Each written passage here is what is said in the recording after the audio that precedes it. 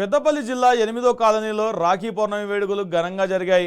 BJP నాయకురాలు కందుల Sandhyarani RG2 ఏరియాలో సింగరేణి కార్మికులతో కలిసి రక్షాబంధన్ వేడుకల్లో పాల్గొన్నారు. సింగరేణి సంస్థకు చెందిన OCP3 గనిని సందర్శించిన సంధ్యారాణి కార్మికులతో ఆత్మీయంగా రాఖీ పర్వదిన వేడుకలు నిర్వహించి స్వీట్లు పంచుకున్నారు.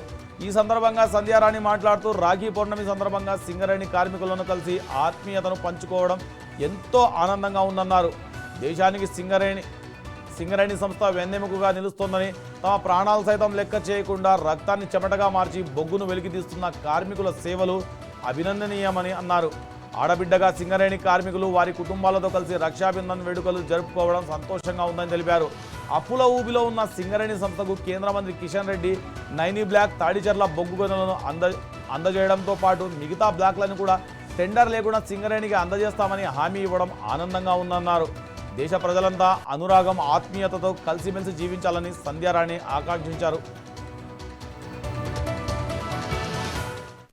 సీనియర్ నాయకులు ముగిర్ రాజన్న గారు, అలాగే మండల అధ్యక్షులు తమ్ముడు శశి గారు, సీనియర్ నాయకులు లింగం నాయక్ గారు, శంకరన్న గారు, అనిల్ గారు, కుమార్ గారు, ఇంకా చాలా మంది మిత్రులు, ముఖ్యంగా ఈరోజు OC3 18 లైన్ కాలనీ OC3లో సింగరేణి మా కార్మిక అన్నదమ్ములందరికీ కూడా రాఖీ కట్టి స్వీట్ తినిపిస్తూ వారందరికీ కూడా నేరుగా రాఖీ శుభాకాంక్షల్ని తెలియజేయాలన్న ఉద్దేశంతో ఇక్కడికి రావడం జరిగింది.